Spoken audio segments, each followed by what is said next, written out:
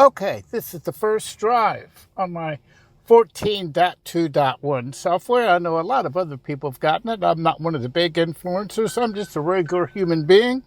I'm on a 2026 Model S. I'm waiting for my automatic garage door to activate. It didn't do it, so I'm going to have to do it myself. So let's see. Got trash cans over here on the side. Now we're at night. I'm shooting my 360 camera, and I have it in the pure video mode.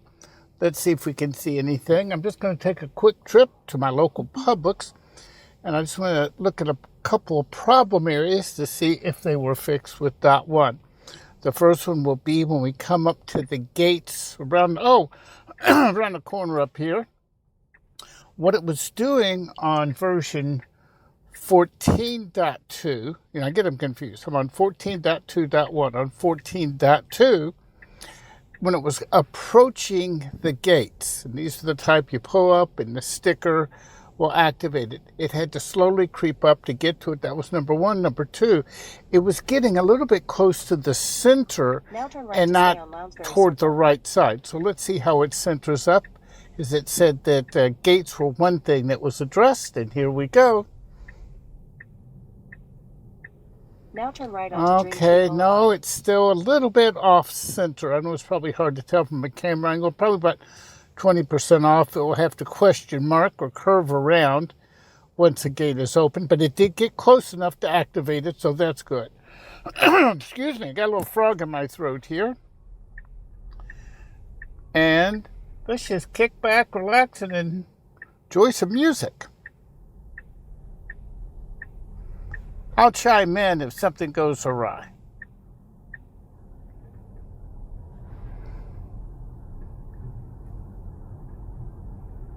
By the way, I'm in chill mode. We're in a 25-mile-an-hour zone, and we are doing 27 miles per hour.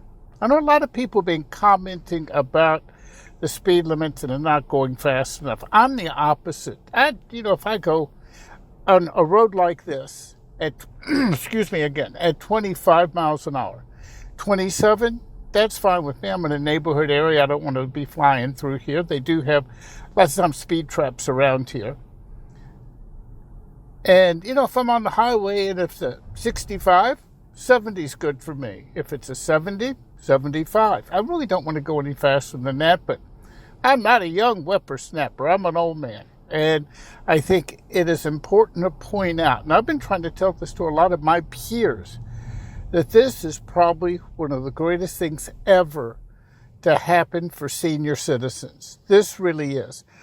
I'm to the point, I've had every kind of car in the world. I just don't enjoy driving anymore. I do drive. I'm a good driver, safe driver. Here, this kind of bore over to the left here. I noticed that. Usually it goes down the center there. So that was a little off kilter there. But I just don't have a lot of pleasure in driving. As we get older, our reflexes are not the same as what they were just a few years before. And for senior citizens, as full self-driving continues to progress, it's just a way to extend your years of being behind the wheel and having the freedom to drive yourself wherever you want to go without having to depend on others. Okay, now, this is just now changing to a 45-mile-an-hour zone. And I know, here, let me go and put the cameras up here. I know that, based on a lot of the videos that you see online, let me see, I know that the view that I get in this dashboard, and I've tried a lot of different camera angles, and it's hard for me to show you what I'm seeing here, but it's the same thing that you see on the larger screens of the Model 3, the Model Y, that, you get to see your car's trails and the other cars around you. I got a very clear picture of that right here, just right here in the hole of the steering wheel. Now, if Tesla would find a way, and this is one thing I was told before I purchased the car, I could do this, but evidently you can't in the 2026. I'd like to put a yoke on here. For one reason is I get a better view of this driver's dash right here.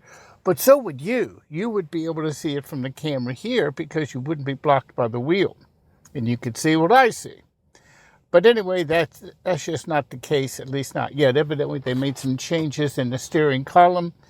And even though the Model S Plaid can get a yoke, the Model S Long Range, or, regular model, the all-wheel drive, it's not available. Waiting on the traffic light here.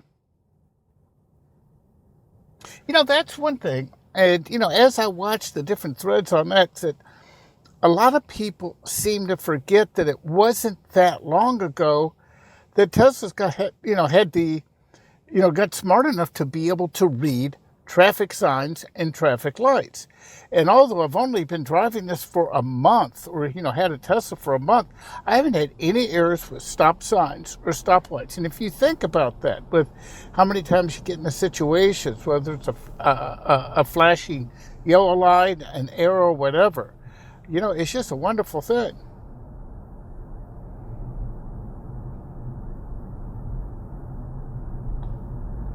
Okay, coming up on some speed bumps here. And the car is detecting it. These have markings on them.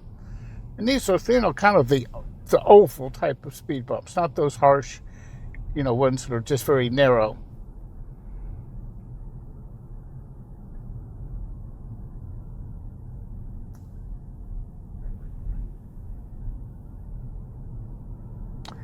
Now, this is a pedestrian crossing. It has a flashing yellow light. I guess there's a shift change over here.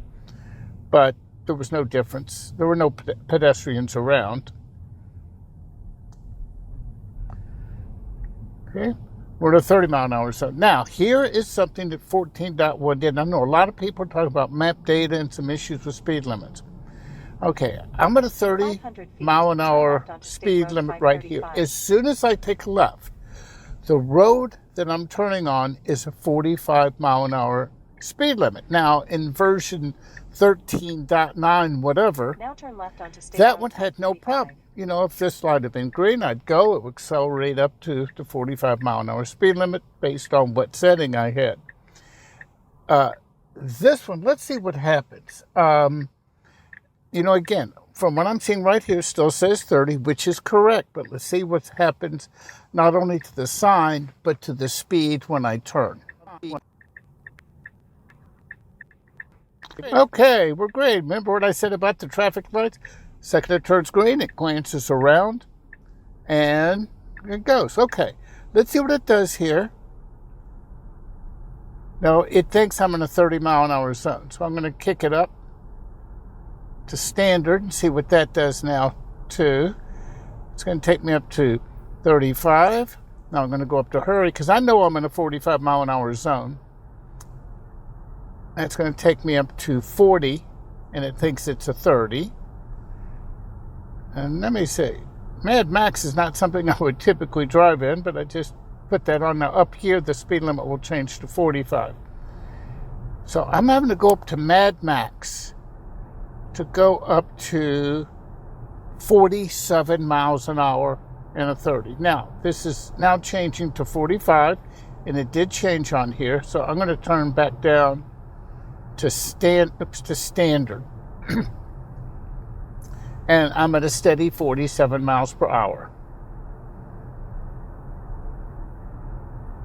That's a Tesla Model Y I'm passing on the right. Oh, they had a hand on the wheel. Come on, now go on and exercise that free full self-driving demo.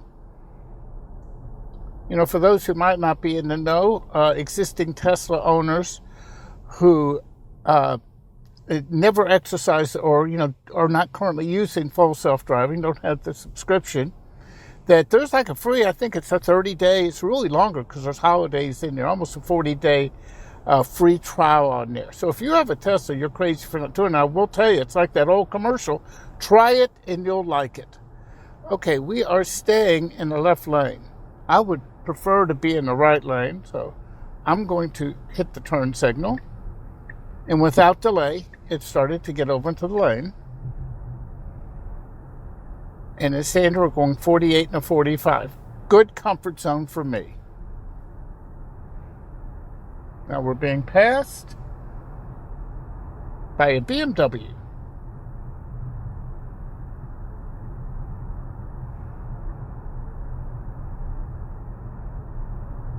I gotta tell you, I'm just continually impressed on how quiet and smooth the Model S rides. The car I had previous to this was a 2024 Genesis G90. That car was super quiet, really plush interior. This interior is not as plush. It's very comfortable, much more comfortable than I thought it would be. Very happy with it. And in terms of quiet, it's pretty good. I am no buyer's remorse here. I would encourage anybody who is at all curious about full self-driving, because I got to tell you, I had zero desire to own an electric car. There was no benefit to me. I didn't drive enough, as you heard what I said at the beginning of the video. I really don't drive that much these days. Going to a gas station, a couple times a month was not a big deal. I had 2 cars sitting in the garage. I just didn't drive that much. So getting an electric car, was not a big deal to me. It was the full self-driving. As I keep up with technology. That's where I spent my life, covering technology. Excuse me, still have this frog in my throat. And as I'm watching posts on various platforms and people talking about, when it got to version 13 of the full self-driving, that I'm watching a lot of videos, just, like the one I'm doing now, people driving and showing you what they're doing. It just piqued my interest. And one day I had an event in my life. I said, okay, if everything goes well with that, I'm going to go take a test drive. I did. And it was the 30-minute test drive. The salesman took it for 5 minutes. We drove around a mall, and I was blown away. I was dodging people in shopping carts, stopping for pedestrians, and pulled into a parking space. It was a pre-programmed route. And he said, okay, you have the car for 30 minutes. So we're in a part of town I wasn't familiar with. But I said, no. I'd like to get that 24-hour test drive. And he said, well, I got to check with my manager. He goes, I'll text you. You can't call these, the Tesla dealerships. Everything's done via text. You buy a car with an app. And he texted me that just a couple hours later. He says, you're done. He goes, I have an opening. And it was like 3 days later. I went to go pick it up. And I knew by the time I got home that I was going to be placing an order for the car. And I found a new one that in a color combination I wanted that was in stock. Took about 5 days. But it's so amazing that because I was there, we did so much of the purchase right there. I mean, really, that wasn't that much, but you can literally buy, a $90,000 or $200,000 car with an app on your phone. Heck, I did the test drive, with just a copy of my driver's license, for the short test drive. For the long one, I just had to show them proof of insurance as well. Okay, we're going to take a left over here. In a moment, we'll see if parking has been improved. The one thing that I noticed before, and let me look at the map to see, because this might be able to give us a clue. On Publix, okay, this is a little different here. Here, I don't want to get a strike. I don't know if you can see it in here at night. This is stopping us at the front. This is taking a slightly different path than we had before. Before it went around the back, which is the path I like. Now it's going to the front, and the path ends at the right side of the store. Before, it would go around here, and the trail would end in the center of the parking lot. And it was just so weird. So it would get you there, and it would start going down, and it would bypass a dozen empty spots until it got to the end of the predetermined path. Then it would start looking for spots. So now, again, this is the same path I've taken multiple times before. First time, it's taking a slightly different route. So let's see what this does. And I know there's some issues with Teslas and the maps coordinating with FSD. I really hadn't had any problems. But let's see what this does. Waiting for the light to change. I don't have to wait. The car will tell me when it changes. It said it just changed. Now turn left onto Silver Lake Park Drive.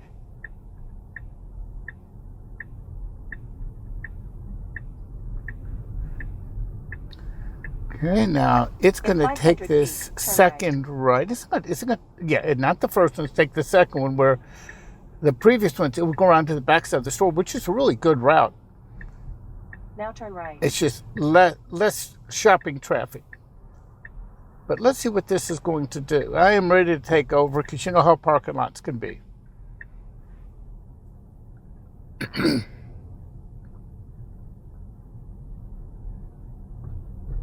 In 500 feet, your destination will be on the left.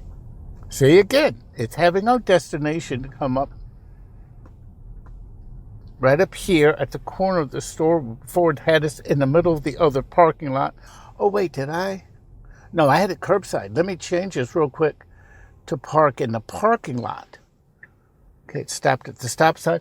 Now it's, oh, this is weird. Maybe because I changed it. It's going to take us around the back side of the store now. You know, maybe that's what was different. I had it at curbside. I did not pay attention. That's user error here. I should have checked park before I left, or parking lot.